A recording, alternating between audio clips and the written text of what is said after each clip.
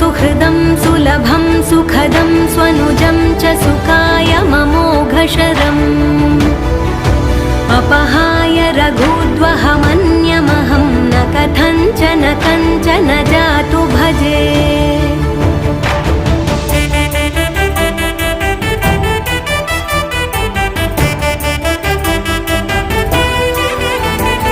विना वेङ्कटेशं ननाथो ननाथः सदा वेङ्कटेशं स्मरामि स्मरामि हरे वेङ्कटेश प्रसीद प्रसीद प्रियं वेङ्कटेश प्रयच्छ